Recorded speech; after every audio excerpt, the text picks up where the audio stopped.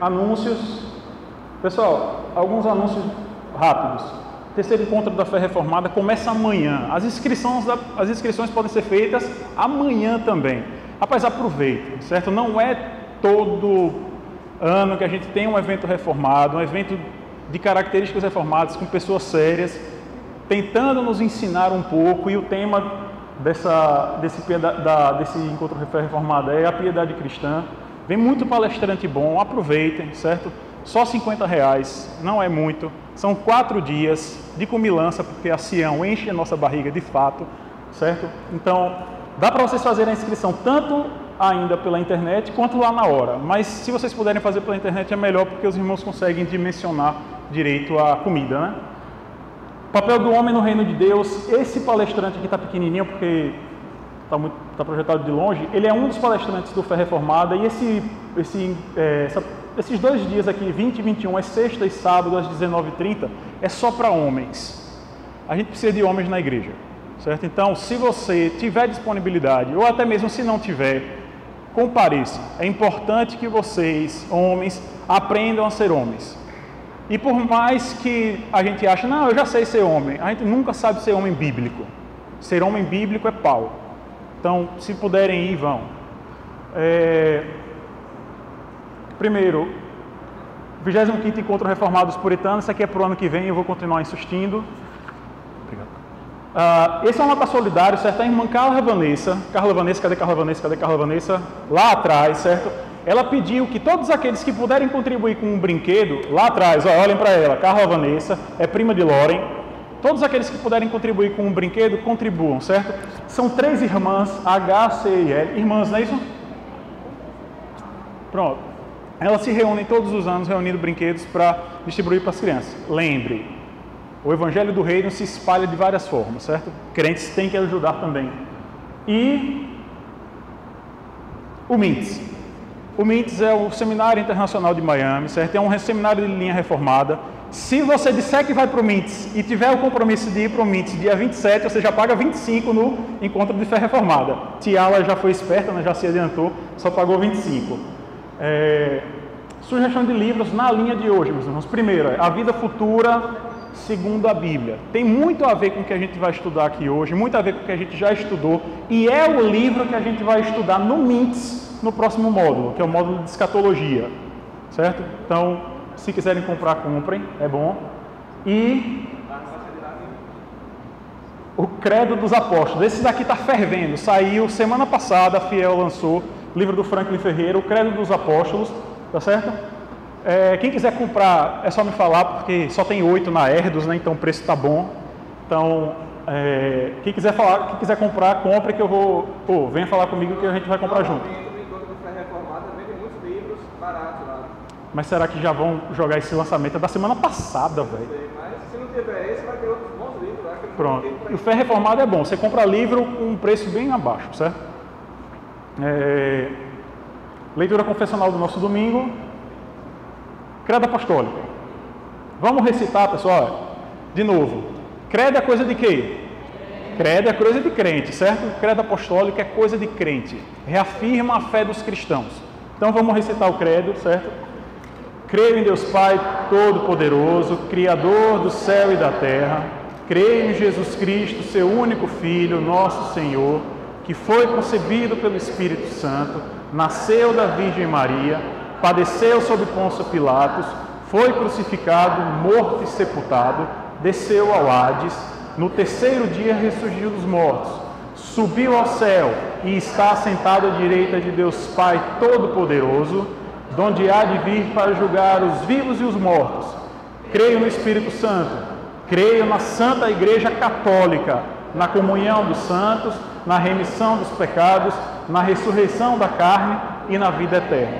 Se você teve algum problema em falar alguma dessas assertivas aí, venha nas próximas aulas da Escola Dominical, que você vai ver o porquê da gente afirmar que a gente crê na Santa Igreja Católica, né? Nós somos essa igreja. Catecismo de Heidelberg, Dia do Senhor, número 16. Pergunta 40. Por que Cristo deveria sofrer a morte? Porque a justiça e a verdade de Deus exigiam a morte do Filho de Deus.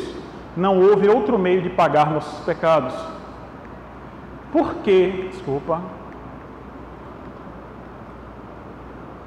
Porque ele, Cristo, foi sepultado para dar testemunho de que estava realmente morto. Se Cristo morreu por nós, por que devemos nós morrer também? Nossa morte não é para pagar nossos pecados, mas somente significa que morremos para o pecado e que passamos para a vida eterna. Pergunta 43. Que importância tem para nós o sacrifício e a morte de Cristo na cruz? Pelo poder de Cristo, nosso velho homem é crucificado, morto e sepultado com ele, para que os maus desejos da carne não mais nos dominem, para que nós ofereçamos a ele como sacrifício de gratidão. E a pergunta 44, a polêmica, né? Por que se acrescenta, desceu ao inferno, ao Hades, à mansão dos mortos? Porque meu Senhor Jesus sofreu, principalmente na cruz, inexprimíveis angústias, dores e terrores. Por isso, até nas minhas mais duras tentações, tenho a certeza de que Ele me libertou da angústia e do tormento do inferno. Isso é o que significa descer à mansão dos mortos. Recapitulando, pessoal, a gente está estudando aqui essa lição, essas revistas, a gente está estudando as festas que Deus prescreveu ao povo de Israel e como elas apontam para Cristo ou para a obra de Cristo. A gente viu que são 7 festas principais, mas há festas que redundam, quer dizer, que são complementos daquelas festas. Então, a primeira festa que a gente viu é o Shabat, né, que é não o Shabat como mandamento, é bom repetir, mas sim o Shabat como festa cerimonial que passou, mas ele aponta para o quê? Ele era um descanso terreno, como ainda é hoje. Hoje a gente está no Shabat, no domingo, e esse Shabat aponta para o quê? Para o descanso eterno que a gente vai ter na glória celestial. A Páscoa dos judeus, ela aponta para a nossa libertação da escravidão do pecado, ou seja, para a nossa justificação. A festa dos pães asmos, a nossa libertação do poder. Enquanto que a Páscoa aponta para a libertação da escravidão, os pães asmos apontam para a libertação do poder do pecado, ou seja, para a nossa santificação. A festa das primícias, ela aponta para uma chamada para uma vida de frutificação, a colheita de e para um novo mundo. A festa das semanas ou a festa do Pentecostes, né, aponta para a nossa dádiva em Deus ou de Deus. A festa das trombetas, que é a nossa única trombeta, é o Evangelho. O dia da expiação não é uma festa especificamente, mas é uma ordenança do Senhor. Aponta para o fato de que Cristo é o bode de Yahvé e o bode expiatório. A festa dos tabernáculos, que foi Léo quem trabalhou no último dia do Senhor, aponta para que, por causa de Cristo, devemos nos lembrar que a nossa casa final não é aqui. E hoje a gente vai estudar a festa do Jubileu. Vamos abrir logo aí, meus irmãos, no capítulo 25 do livro de Levítico. Esqueci minha Bíblia lá. Capítulo 25 do livro do Levítico. Eu esqueci minha Bíblia lá na outra sala, viu, irmãos? Vou usar aqui mesmo. Mas é bom que vocês tenham a Bíblia e a gente vai ver hoje. Desci não é fraca não, velho. Olha, capítulo 25 do livro do Levítico. A gente vai ler, meus irmãos, o capítulo inteiro. Ele é comprido, mas o nosso regozijo é ler a palavra do Senhor, né? Então, mesmo que a gente passasse toda a aula lendo só isso daqui, só esse trecho, vale mais do que todas as coisas que eu vou falar daqui para frente. Levítico capítulo 25. Disse o Senhor a Moisés no monte Sinai: Fala aos filhos de Israel e dize-lhes: Quando entrardes na terra que vos dou, então a terra guardará um sábado ao Senhor. 6 anos semearás o teu campo, e 6 anos podarás a tua vinha, e colherás os seus frutos. Porém, no 7º ano, haverá sábado de descanso solene para a terra, um sábado ao Senhor. Não semearás o teu campo, nem podarás a tua vinha. O que nascer de si mesmo na tua seara não cegarás, e as uvas da tua vinha não podada não colherás. Ano de descanso solene será para a terra. Mas os frutos da terra em descanso vos serão por alimento, a ti e ao teu servo e à tua serva, e ao teu jornaleiro e ao estrangeiro que peregrina contigo, e ao teu gado e aos animais que estão na tua terra. Todo o seu produto será por mantimento. Contarás 7 semanas de anos, 7 vezes 7 anos, de maneira que os dias das 7 semanas de anos te serão 49 anos. Então, no mês 7º, aos 10 do mês, farás passar a trombeta vibrante. No dia da expiação, fareis passar a trombeta por toda a vossa terra.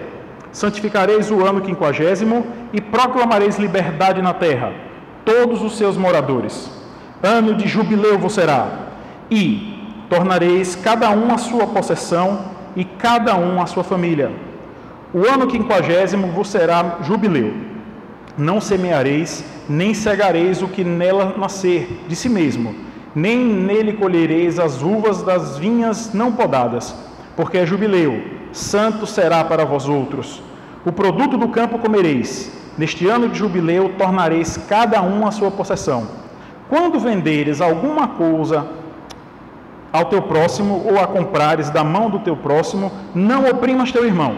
Segundo o número dos anos, desde o jubileu, comprarás de teu próximo, e segundo o número dos anos das messes, ele venderá a ti.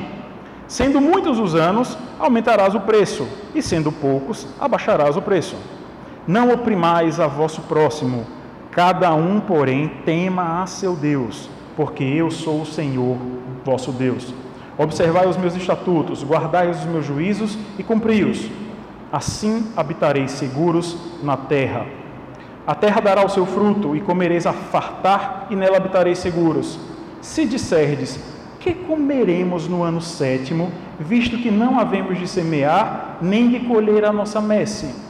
Então eu vos darei a minha bênção no 6º ano, para que dê fruto por 3 anos. No 8º ano semeareis, e comereis da colheita anterior até o ano 9º. Até que venha a sua messe, comereis da antiga. Também a terra não se venderá em perpetuidade, porque a terra é minha, pois vós sois para mim estrangeiros e peregrinos. Portanto, em toda a terra da vossa possessão dareis resgate da terra. Se teu irmão empobrecer e vender alguma parte das suas possessões, então virá o que seu irmão vendeu. Se alguém não tiver resgatador, porém vier a tornar-se próspero e achar o bastante com que a remir, então contará os anos, desde a sua venda, e o que ficar restituirá ao homem a quem vendeu, e tornará a sua possessão. Mas, se as suas posses não lhe permitirem reavê-la, então a que for vendida ficará na mão do comprador até ao ano do jubileu. Porém, no ano do jubileu, sairá do poder deste, e aquele tornará a sua possessão. Quando alguém vender uma casa de moradia em cidade murada, poderá resgatá-la dentro de 1 ano a contar de sua venda. Durante 1 ano será lícito o seu resgate.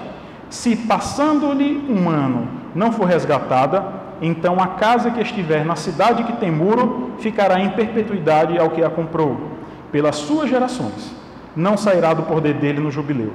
Mas as casas das aldeias que não têm muro em roda serão estimadas como os campos da terra. Para elas haverá resgate e sairão do poder do comprador no jubileu. Mas com respeito às cidades dos levitas, as casas das cidades da sua possessão terão direito perpétuo de resgate aos levitas. Se o levita não resgatar a casa que vendeu, então a casa comprada na cidade da sua possessão sairá do poder do comprador no jubileu, porque as casas das cidades dos levitas são a sua possessão no meio dos filhos de Israel. Mas o campo no arrabalde das suas cidades não se venderá, porque lhes é possessão perpétua. Se teu irmão empobrecer e as suas forças decaírem, então sustentá-lo-ás. Como estrangeiro e peregrino, ele viverá contigo. Não receberá dele juros nem ganho. Teme, porém, ao teu Deus, para que teu irmão viva contigo. Não lhes darás teu dinheiro com juros, nem lhe darás o teu mantimento por causa de lucro. Eu sou o Senhor vosso Deus, que vos tirei da terra do Egito, para vos dar terra de Canaã, e para ser o vosso Deus. Também, se teu irmão empobrecer, estando ele contigo, e vender-se a ti, não o fará servir como escravo. Como jornaleiro e peregrino estará contigo, até o ano de jubileu te servirá. Então sairá de tua casa, e ele e os seus filhos com ele, e tornará a sua família e à possessão de seus pais. Porque são meus servos, que tirei da terra do Egito. Não serão vendidos como escravos. Não te assenhorearás dele com tirania. Teme, porém, ao teu Deus. Porque aos escravos ou escravas que tiverdes, virão das nações ao vosso derredor. Delas comprareis escravos dos filhos dos forasteiros que peregrinam entre vós, deles e das suas famílias que estiverem convosco, que nasceram na vossa terra, e vos serão por possessão. Deixá-los-eis por herança para vossos filhos depois de vós, para os haverem como possessão. Perpetuamente os farei servir, mas sobre vossos irmãos, os filhos de Israel, não vos assenhorareis com tirania, um sobre os outros. Quando o estrangeiro ou peregrino que está contigo se tornar rico, e teu irmão junto dele empobrecer, e vender-se ao estrangeiro ou peregrino que está contigo, ou a alguém da família do estrangeiro, depois de haver se vendido, haverá ainda resgate para ele. Um de seus irmãos poderá resgatá-lo. Seu tio ou primo resgatará, ou um dos seus parentes, ou um dos seus, parente da sua família, o resgatará. Ou se lograr meios, se resgatará a si mesmo. Com aquele que o comprou acertará contas desde o ano em que se vendeu a ele até ao ano do jubileu. O preço da sua venda será segundo o número dos anos, conforme se paga a um jornaleiro. Se ainda faltarem muitos anos, devolverá proporcionalmente a eles, do dinheiro pelo qual foi comprado, o preço do seu resgate. Se restarem poucos anos, até ao ano do jubileu, então fará contas com ele e pagará, em proporção dos anos restantes, o preço do seu resgate. Como jornaleiro, de ano em ano, estará com ele. Não se assenhoreará dele com tirania à tua vista. Se desta sorte se não resgatar, sairá no ano do jubileu, ele e seus filhos com ele. Porque os filhos de Israel me são servos, meus servos são eles, os quais tirei da terra do Egito. Eu sou o Senhor vosso Deus. Senhor Deus Todo-Poderoso, muito obrigado, Senhor, por tua revelação. Muito obrigado, Senhor, porque ela nos humilha e nos mostra o quanto nós somos miseráveis, o quanto, Senhor, tendo prescrições, Senhor, tão claras, preferimos ter ouvidos mocos. Perdoa-nos, Senhor, e nos ajuda para que teu Santo Espírito, Senhor, nos mova e mova de nós, Senhor, todo egoísmo, tudo aquilo, Senhor, que de fato não pertence, Senhor, aos filhos de Israel, ao Israel de Deus. É no nome de Jesus, Senhor, que nós te oramos. Amém. Meus irmãos, a festa do jubileu, se vocês forem observar, ela nada mais é do que um sábado. Um sábado da terra. E aí vocês vão perguntar, então quer dizer que o tal do Shabá ainda aparece por aqui? O Shabá ainda aparece por aqui. Não é à toa, irmãos, que hoje a gente vem para a casa do Senhor com alegria. Por quê? Porque hoje é Shabá. O Shabá está prescrito sempre. Esse Shabat para todo mundo, inclusive para a terra. O site dele escrevendo sobre isso, ele fala o seguinte: todas as festas que Deus estabeleceu visavam chamar seu povo do Antigo Testamento a comemorar, a se lembrar das bênçãos da redenção que o Senhor já lhes dera, mas também a ansiar em fé, antecipando a redenção mais plena que o Messias traria. Cada uma das festas, portanto, servia de tipo ou sombra, um modo real de provar de antemão a redenção vindoura. Ademais, as festas eram estruturadas em torno do ritmo do Shabat, pois todas, sem exceção, tinham o objetivo de incentivar Israel a ansiar pelo quê? Pelo descanso. Por isso que a gente deve, já amanhã, começar a ansiar pelo quê? Pelo domingo, rapaz. Então, eu mandei um videozinho essa semana, acho que foi sexta-feira, sobre uma música bem antiga que quartetos principalmente cantavam. Aqui aqui não é meu lar, um viajante sou. Embora, meus irmãos, essa frase seja muito correta, ela pode gerar no crente dois prováveis problemas com ela. Primeiro, subestima o propósito e o valor da vida dedicada a Deus no presente. Você anseia tanto e você grita tanto Maranata, que você olha muito pouco e quer fazer muito pouco diferença aqui. E outro provável problema é que reflete uma visão imprecisa do que é o céu. E a gente vai ver isso daí. Meus irmãos, nós somos os cidadãos de um reino já instalado. O reino de Deus não virá, o reino de Deus já está instalado. Então, isso deve mudar nossa visão do que devemos fazer aqui e de como nos preparar para o que virá. Observe que o ano do jubileu aponta para duas coisas. Léo, na aula passada, quando ele falou da festa dos tabernáculos, ele já começou a introduzir isso. A gente, de fato, meus irmãos, deve ansiar pelas coisas do porvir. É ficar alegre em ficar viajando, como o Léo falou, em ficar montado no dorso de um tiranossauro rex. É ansiar, ficar imaginando essas coisas. Mas também a gente deve ansiar em fazer parte, ou melhor, anunciar o reino aqui. A gente vai ver isso hoje, como é que isso muda a nossa mente. E aí, alguns podem dizer, então como é que o Senhor Jesus fez aquela petição, naquela oração que ele nos ensinou? Qual é a segunda petição? Catecismo Menor de Lutero. Aí vocês vão falar, brother, esse cara gosta de um catecismo, né, velho? Vamos ver. O Catecismo de Lutero é, a segundo pedido, a segunda petição da oração do Nosso Senhor é essa: venha o teu reino. E aí Lutero, no catecismo dele, isso é catecismo menor. Será que a gente teria condições de responder o que vai estar respondendo aqui? Isso é o catecismo menor de Lutero. Isso aqui é para ser ensinado para crianças de 5 anos. O reino de Deus vem por si mesmo, mesmo sem a nossa oração. Ele vai vir. Mas pedimos nesta oração que ele venha também a nós. Não é que o reino venha finalmente, mas que ele venha agora e sobre nós. E como é que acontece isso? Quando o Pai Celeste nos dá, quando o Pai Celeste nos dá o seu Espírito Santo para crermos por sua graça em sua santa palavra e vivermos em comunhão com Deus neste mundo e na eternidade. Observe que a segunda petição do nosso Senhor no Pai Nosso, na oração dele, o Pai Nosso, que a gente chama de Pai Nosso, a oração do Senhor, quando o Senhor fala que venha ao teu reino, é para que nós ansiemos pelas coisas do porvir, mas também por sermos cidadãos do reino agora, porque o reino já está instalado.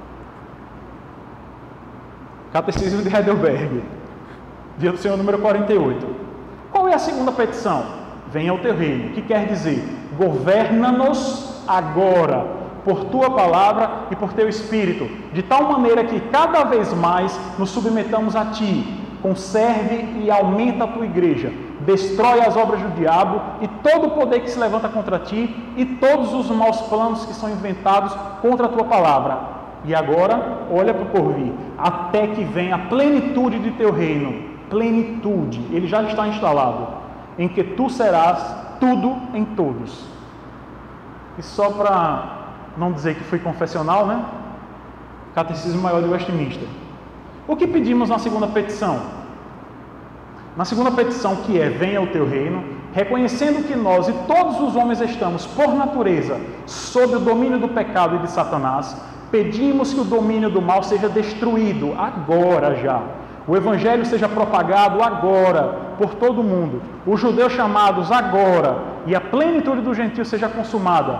Que a igreja seja provida de todos os oficiais e ordenanças do Evangelho, purificada da corrupção, aprovada e mantida pelo magistrado civil, que as ordenanças de Cristo sejam administradas com pureza, aprovadas e mantidas pelo magistrado civil, olha o pós-milenismo aí, que as ordenanças de Cristo sejam administradas, o presbítero aqui já deu um pulo, viu? pelo magistrado civil, que as ordenanças de Cristo sejam administradas com pureza, feitas eficazes para a conversão daqueles que estão ainda nos seus pecados e para a confirmação, conforto e edificação dos que estão já convertidos. Que Cristo reine nos nossos corações aqui e apresse o tempo da segunda vinda. E aí observem como no Catecismo Maior a grande ênfase é para onde? Aqui. E está em amarelinho aqui, ó, de reinarmos nós com Ele para sempre, que Ele apraz exercer o reino de seu poder em todo o mundo, do modo que o melhor contribua para esses fins. Então observe como o Catecismo Maior de Westminster, o Catecismo Menor de Lutero, o Catecismo de Heidelberg, o Breve Catecismo de Westminster apontam para isso. O ano do jubileu, o que Ele quer de nós? Que ansiemos pelas coisas do porvir, mas que sejamos cidadãos do reino agora.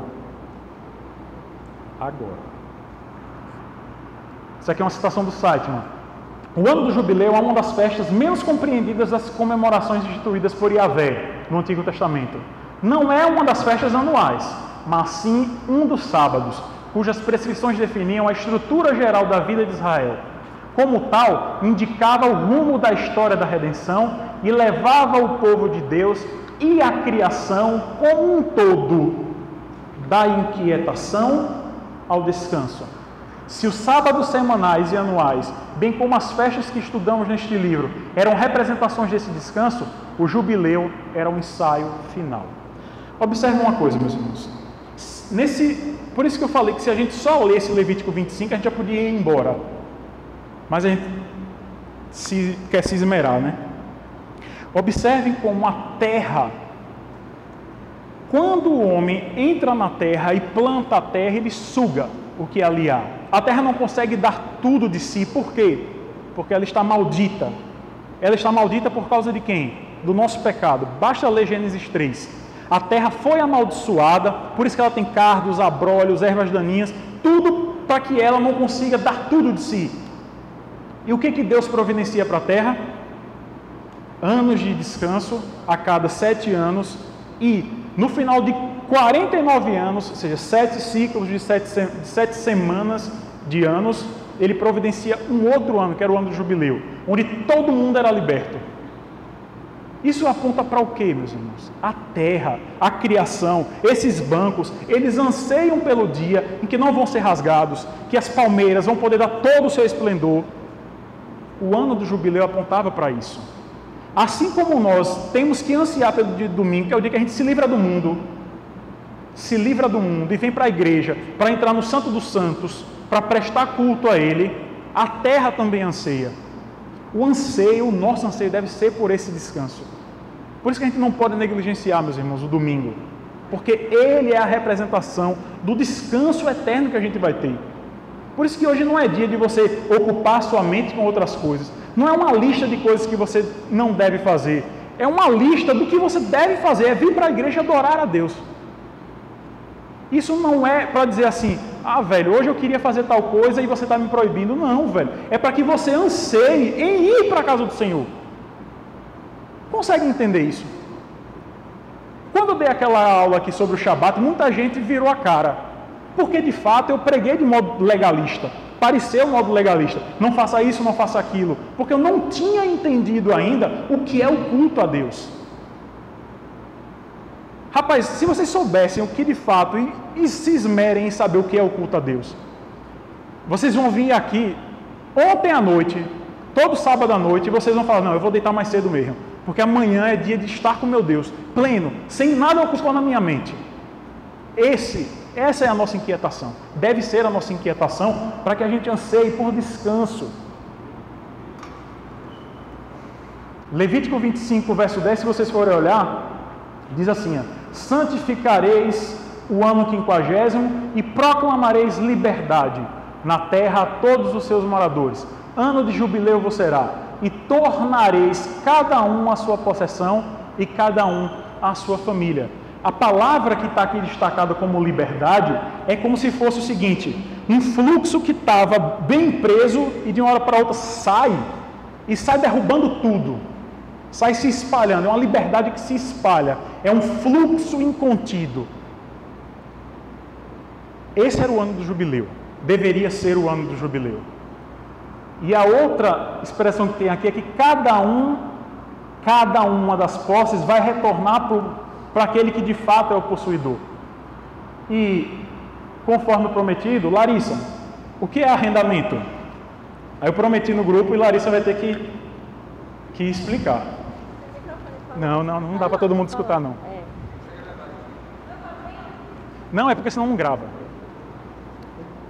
Tem dois tipos de arrendamento. Eu falei que o mais cedo você queria saber arrendamento rural e arrendamento mercantil. O arrendamento mercantil é o contrato agrário, onde o possuidor de uma terra, ele quer arrendar como uma espécie de aluguel para outra pessoa vir utilizar.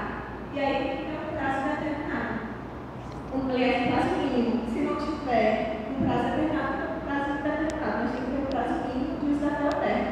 Você paga para usar aquela terra, mas no final do contrato ela volta para quem era possuidor originário.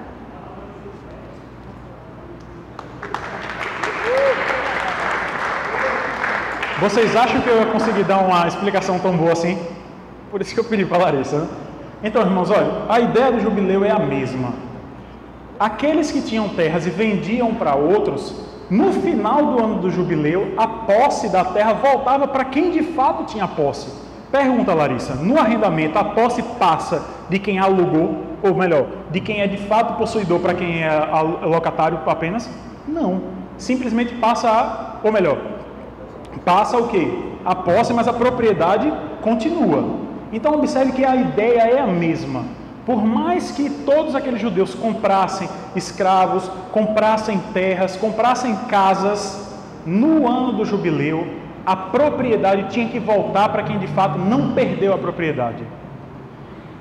Aí,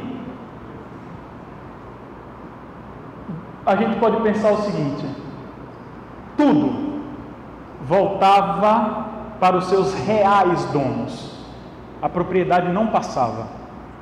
As dívidas eram perdoadas e os escravos libertados. Até mesmo, porque se a gente lembrar, hebreu não podia ser feito escravo por outro hebreu.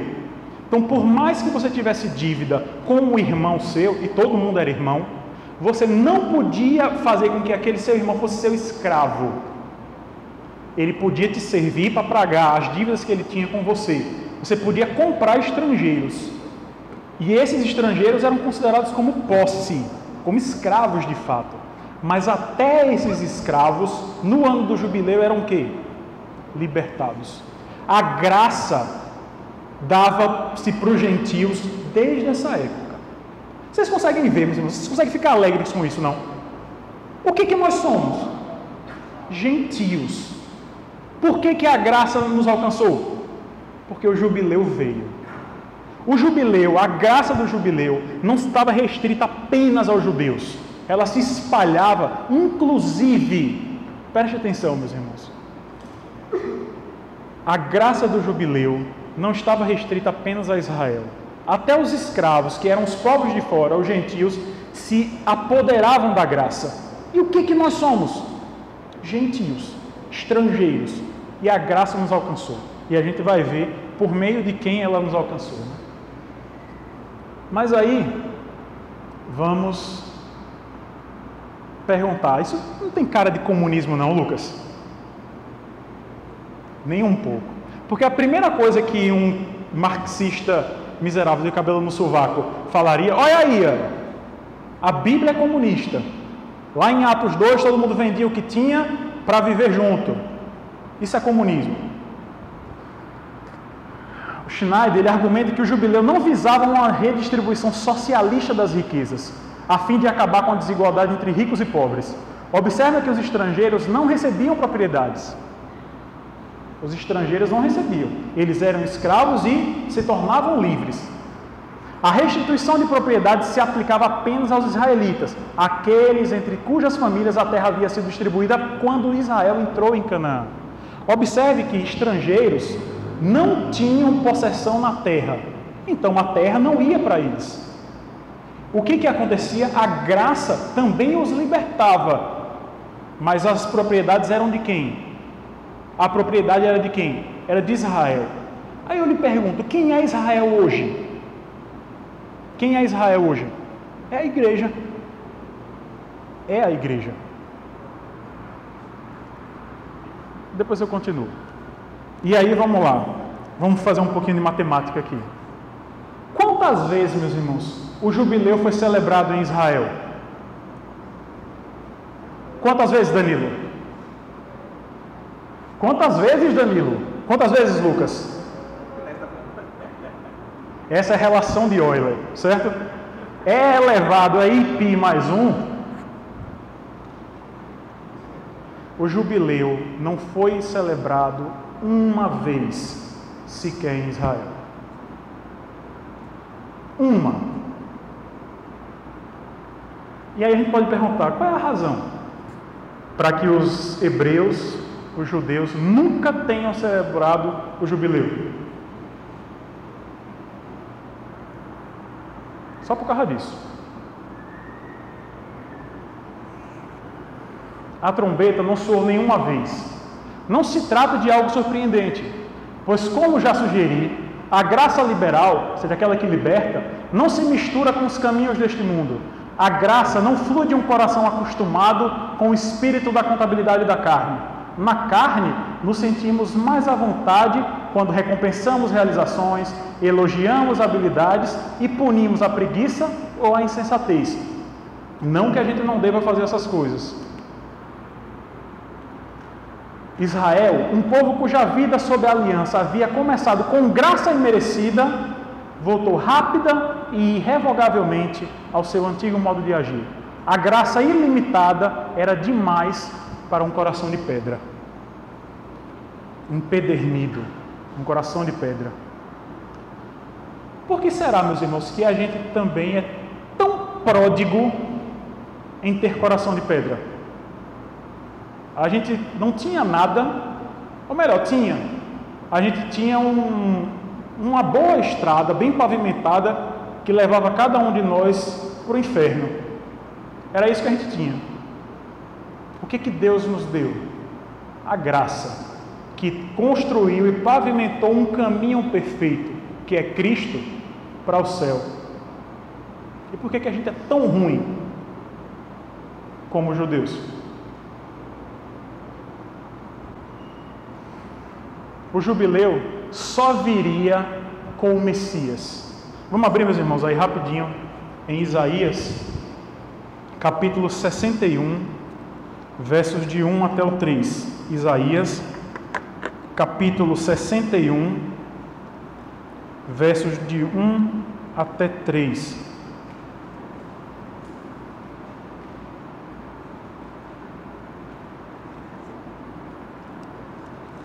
Isaías, capítulo 61, verso do 1 até o verso 3. A gente já cantou muito essa porção, né? Devia voltar a cantar.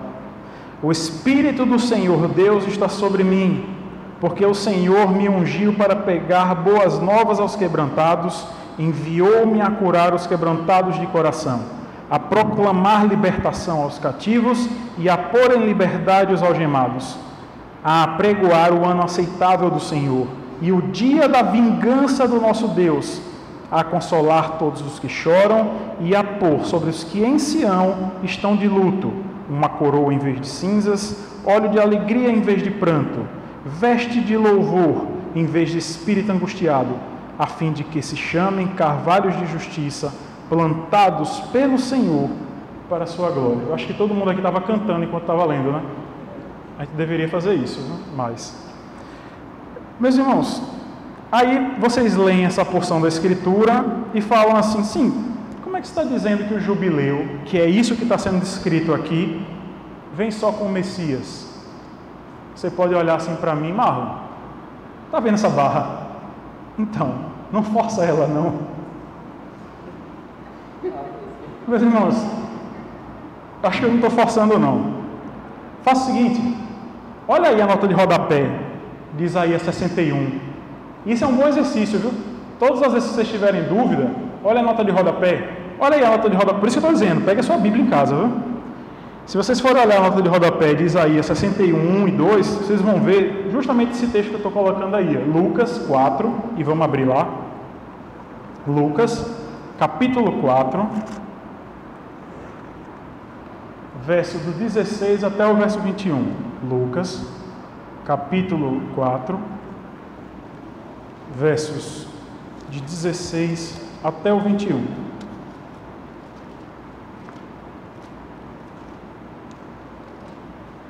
Lucas, capítulo 4, 16 até o 21.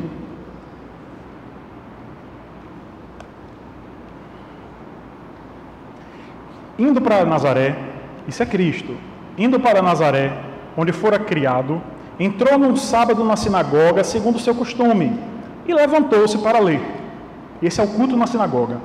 Então lhe deram o rolo do profeta Isaías, e abrindo o rolo, achou o lugar onde estava escrito: o Espírito do Senhor está sobre mim, pelo que me ungiu para evangelizar os pobres, enviou-me para proclamar libertação aos cativos e restauração da vista aos cegos, para pôr em liberdade os oprimidos e apregoar o ano aceitável do Senhor. Tendo fechado o rolo, devolveu ao assistente e sentou-se. E todos na sinagoga tinham os olhos fitos nele. Então passou Jesus a dizer-lhes: hoje se cumpriu a escritura que acabais de ouvir. Então, meus irmãos, o Senhor Jesus foi aquele que veio trazer o jubileu que nenhum de nós quis celebrar. Toda a libertação aos cativos, a evangelização dos pobres, a libertação de quem estava sob opressão, isso vem em Cristo. O jubileu perfeito vem em Cristo, apenas para nos humilhar e também para nos alcançar, porque a gente é tão ruim em cumprir o que Deus mandou que nós cumpramos no jubileu. O Saitman, ele fala o seguinte: a história não termina aí, glória a Deus por isso. O toque da trombeta, isto é, a pregação da sinagoga, apenas anunciou o início do jubileu. O ministério de Jesus o colocaria em prática. Ao deixar Nazaré, Jesus dirigiu-se de imediato às vilas ao redor da cidade, onde a liberdade começou a fluir com a abundância característica da chegada do jubileu, um reino de graça conhecido como o reino de Deus. Observe uma coisa, meus irmãos. O que Cristo, perto de ser assunto aos céus, falou para os seus discípulos? Ide por todo o mundo e anunciai o evangelho do reino. O que ele estava falando? Sejam cidadãos do reino dos céus. Sejam agentes do jubileu. A trombeta já foi tocada por mim. Se vocês lembrarem, são duas trombetas que a gente leu lá em Levítico 25, né? Uma que era tocada no dia da expiação e uma outra que era tocada 3 dias depois. O que o Senhor fez então? Anunciou, fez a primeira trombeta. E o que nós devemos fazer hoje ao toque da segunda trombeta? Pregar o Evangelho, pregar o ano do jubileu e sermos cidadãos desse ano do jubileu. O Senhor Jesus não inaugurou apenas um reino espiritual, ele inaugurou um reino também material e eterno. E aqui eu vou abrir um parênteses. Como crentes em Cristo, quando morrermos, para onde iremos? Como crentes em Cristo, a gente vai para o céu, para o paraíso, para o seio de Abraão, ou novo céu e nova terra? Aí, meus irmãos, só abrindo um parênteses bem rápido aqui. Se nós morrermos em Cristo, ou seja, não estivermos vivos quando Ele vier na sua glória, ou seja, se a gente de fato formos separados dos nossos corpos, a nossa alma vai para Deus. Esse estado, que a gente chama de estado intermediário na teologia, é o que a gente pode chamar de seio de Abraão ou paraíso. O que o Senhor Jesus falou para o ladrão que estava à sua direita? Hoje mesmo ainda estarás comigo, onde? No paraíso. Pergunta, o corpo do Senhor Jesus foi para o paraíso naquela instante? Foi para onde? Foi para a sepultura. O corpo do Senhor desceu à sepultura, mas o seu espírito, a sua alma foi para onde? Foi para Deus. Da mesma forma, meus irmãos, quando nós morremos e nos separamos dos nossos corpos, o nosso corpo desce à sepultura, ou é cremado, ou seja lá o que vocês quiserem fazer com o corpo de vocês, desde que seja com respeito, que o corpo é parte da criação, deve ser respeitado como parte da criação. Não é à toa, meus irmãos, que a gente faz reunião, ou como alguns gostam de chamar de culto fúnebre. É porque, de fato, o corpo é criação e deve receber respeito. Eu passei uma época da minha vida meio gnóstico, misericórdia, meio gnóstico, que eu acreditava que o corpo de fato não tinha importância nenhuma, podia jogar num caixote de feira e enterrar no campo de futebol. Não é assim. O corpo é parte da criação e merece respeito, certo? E o nosso espírito, a nossa alma, ela vai para Deus. Então, mas num segundo estágio, quando o Senhor Jesus vier em glória e nós formos reunidos aos nossos corpos, e isso é para chorar, e eu vou me segurar porque tem adolescente aqui, não é bom ver um homem desse tamanho chorando. Quando o Senhor Jesus vier em glória e nós nos unirmos aos nossos corpos, aí sim a gente vai para um estado muito melhor, que a Bíblia chama de novo céu e nova terra. É por esse lugar que a gente deve ansiar. Então, fechado esses parênteses, só resumindo, nossa alma irá para o Senhor e nosso corpo para a sepultura. Mas, vamos ler 1 Tessalonicenses. E quem vem para as aulas sabe que eu gosto muito de abrir a Bíblia, né? Vamos abrir. 1 Tessalonicenses 4, versos de 13 até o 18. 1 Tessalonicenses 4, do 13 até o 18. Isso, meus irmãos, enquanto vocês estão abrindo, só para explicar. Os crentes em Tessalônica... Está dando microfonia. Os crentes em Tessalônica estavam com muito receio do que aconteceria com eles depois que eles morressem. Cada um dizia uma coisa, e existia influência gnóstica no meio, e eles, sem saber o que de fato aconteceria, estavam inquietos. E o apóstolo Paulo traz essa carta para dar esclarecimento. E o apóstolo Paulo fala o seguinte: não queremos, porém, irmãos, que sejais ignorantes com respeito aos que dormem, ou seja, aqueles que estão mortos, para não vos entristecerdes como os demais, que não têm esperança. Pois se cremos que Jesus morreu e ressuscitou, assim também Deus, mediante Jesus, trará em sua companhia os que dormem. Os mortos hoje estão lá com o Senhor, no que a gente chama de seio de Abraão, paraíso, seja lá o nome que a gente for dar, só não vamos confundir as coisas. Mas o que acontecerá no dia do juízo, o que acontecerá no dia do glorioso, Ele trará consigo para onde? Para uma terra renovada, todos aqueles que morreram nele. Então, meus irmãos, o universo no qual nós existiremos para sempre é um universo material. Léo apontou muito bem na semana passada como a influência gnóstica ainda hoje existe, de que, o dualista, né, de que o que é material é ruim. O que é material hoje está amaldiçoado pelo próprio Deus, mas haverá o dia da restauração. Assim como a terra ansiava por esse dia e o ano do jubileu servia para isso, hoje a terra geme com gemidos, geme forte mesmo. É só olhar Romanos lá. O ano do jubileu, o ano do jubileu, você falou essa questão sobre a terra corrupta, em que Deus garante esse descanso, e também fala também na questão da sociedade. Você até falou, os comunistas dizem que eles deixam os comunistas, mas também não é o contrário, não é algo que a gente chama de capitalismo. O Cristo, ele não veio nem ser sensacionalista, nem ser capitalista, ele veio, na verdade, como você falou, para salvar os nossos pecados. E ao fazer isso, quando a sua obra estiver completa, nós seremos homens que não pecam mais, quando ele nos restaurar como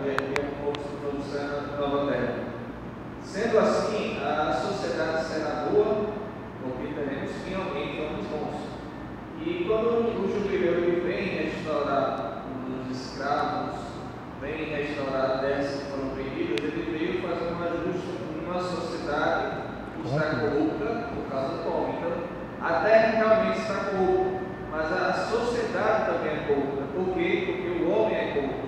Então, veio o Senhor também para ajustar. Então, diferentes de uma sociedade material, sim, e uma sociedade boa, porque Cristo veio fazer essa restauração. Por isso que é bom ter um presbítero na turma, né? Então, só mais uma intimada, né?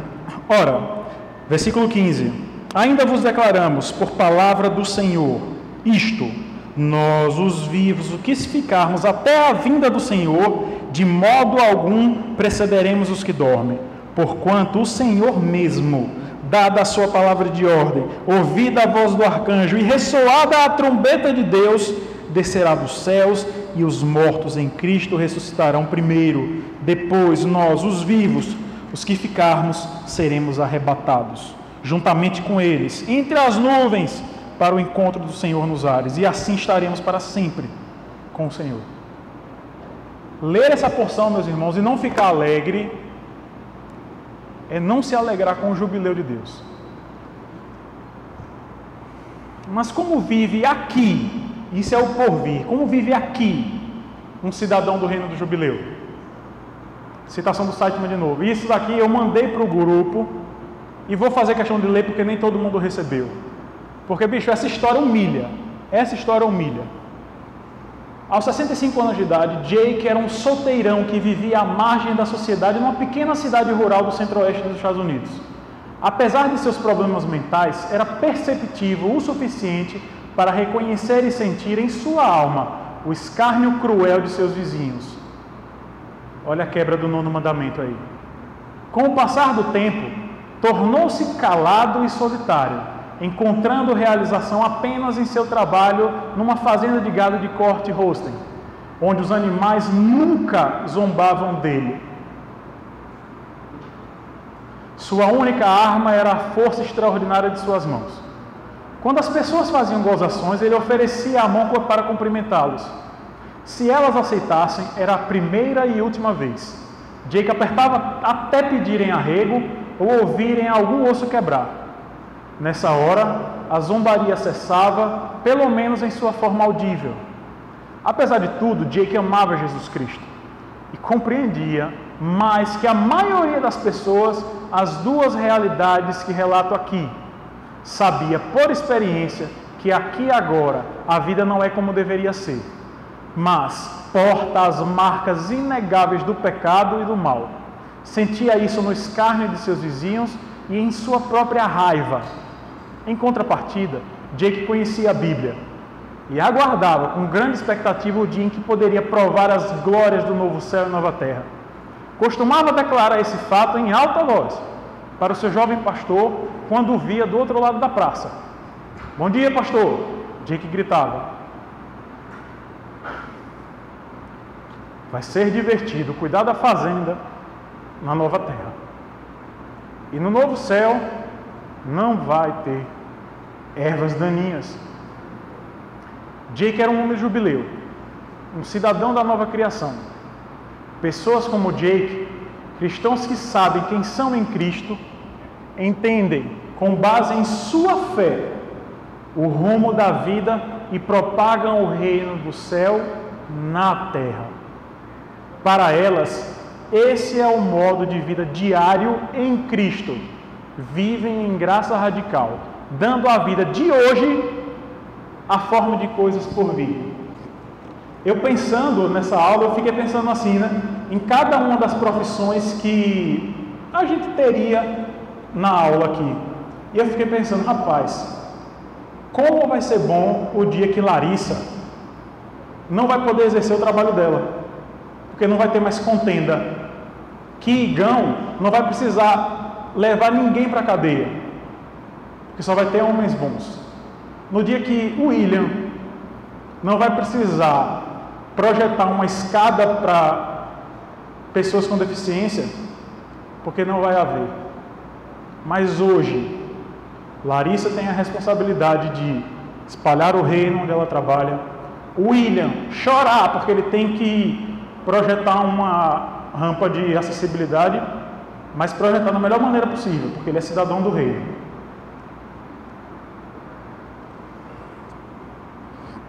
E aí, meus irmãos, eu vou pedir rapidinho, já está terminando, para a gente ler Mateus 21.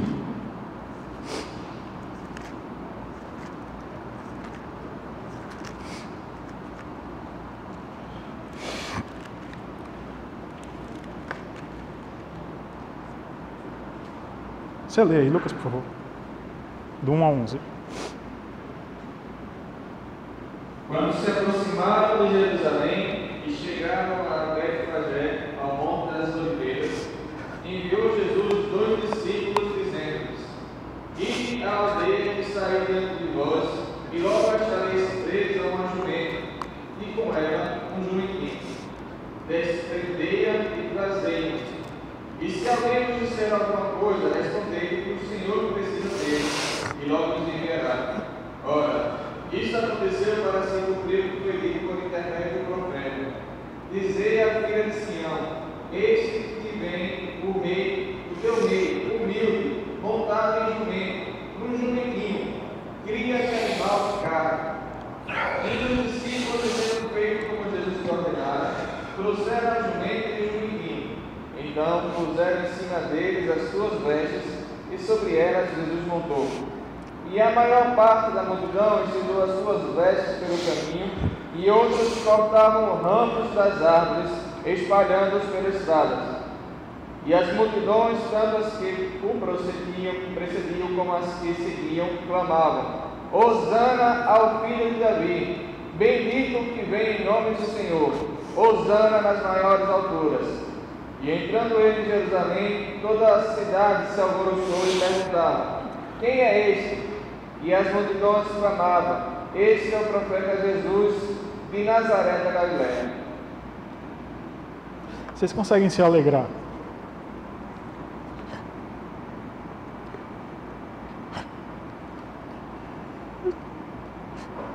Vocês conseguem se alegrar, meus irmãos, com o dia que ele não vai mais vir no lombo de um jumento? Ele vai vir glorioso. E ninguém vai mais perguntar quem é este, porque toda a língua vai confessar que ele é Senhor.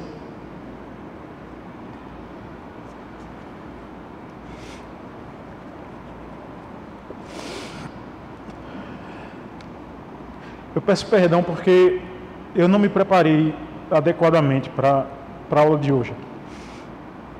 Eu separei as passagens e tudo mais, preparei PowerPoint, mas não me alimentei, e agora eu peço perdão porque estou me alimentando junto com vocês. Isso não pode acontecer, peço perdão. Mas vocês conseguem ver e ansiar por esse dia, onde novos céus e nova terra, em novos céus e nova terra, ele vai vir em glória. Não vai ser mais um simples Galileu, mas vai ser o Senhor de toda a terra. A conclusão dramática da longa história divina de redenção, do qual todas as festas são representações e símbolos, é descrita em sua forma final e mais gloriosa no último capítulo da Bíblia. Apocalipse 22 retrata um futuro tão belo que deixa o coração apertado. Um futuro que já começou. Os verbos no presente passam de um modo imperceptível para o futuro, na interseção do já com o ainda não da redenção. Aqui, o rio que flui do trono de Deus já transbordou de suas margens e corre livremente. A árvore da vida, outrora guardada por anjos para que o homem não tivesse acesso, entra em cena outra vez. Produz novo fruto do Espírito a cada mês, e as suas folhas trazem cura para as nações da terra. A maldição antiga foi e será revogada, e por isso o povo de Deus vê sua face outra vez, por ora um tanto nebulosa, mas cada vez mais nítida. O povo de Deus não o serve num templo feito de pedras e revestido de ouro. Agora são o templo do Espírito. Uma vez que o véu foi rasgado de cima para baixo, já desfrutam com ele uma intimidade que toma as velhas tendas desprezíveis. Na conclusão da narrativa bíblica, vemos a nova criação, que finalmente se desdobra segundo os desígnios iniciais do Criador. Aquilo que teria sido se o pecado não houvesse causado a separação. A nova criação constitui um reino vivo, no qual Deus é, ao mesmo tempo, o amigo querido e o Senhor da criação. Homens e mulheres voltarão a reinar como Adão e Eva e exercer sobre tudo domínio para glorificar ao Deus que adoram com todo o seu ser. O povo de Deus voltará a caminhar e conversar com Ele no jardim na viração do dia, sem a vergonha do pecado que os levou a esconder-se por medo. Quando esse dia chegar, quando a celebração do jubileu tiver tocado todas as pessoas e a vida toda com sua liberdade e graça, todo joelho se dobrará diante do Senhor. Os montes cantarão louvores a Ele e as árvores do campo baterão palmas de alegria. Naquele dia, por fim, tudo descansará. E aqui, meus irmãos, só para que a gente pratique, fica um deverzinho de casa para vocês. Medite em Apocalipse 21 e 22, hoje à tarde. Se prepare para o culto vespertino, o culto que você deve prestar a Deus, ansiando por esse descanso. Leia e medite em Apocalipse 21 e 22. E faça para você essas seguintes perguntas. Eu me comporto como um cidadão desse reino que virá? Eu tenho ansiado pela consumação desse reino? E eu tenho ansiado pela consumação desse reino, vivendo ele aqui? Vamos orar. Lucas, ora, por favor. Deus eterno, meu Pai, Senhor, muito obrigado, meu Pai, pela oportunidade que o Senhor nos ensinou aqui através de uma palavra. Meu Pai, clama, Senhor, por tua graça nas nossas vidas, meu Pai, para que vivamos nós também aqui, meu Pai. Venha sobre nós o teu reino, meu Pai. O Senhor nos ensinou a orar. Venha sobre nós o teu reino, que vivamos aqui, meu Pai, o teu reino. Que nós sejamos conscientes que o Senhor reina, meu Pai, o Senhor governa, o Senhor é soberano. E nós estaremos, meu Pai, pela tua graça, meu Pai, por causa do teu amor por nós, um dia estaremos com o Senhor, meu Pai, no novo céu e na nova terra, meu Pai. Sim, ansiamos por isso, e por ansiarmos por isso, estamos querendo viver aqui. Nos dar em paz a casa, ao meu Pai. Amém. Fala mais uma vez. Em nome de Jesus. Amém.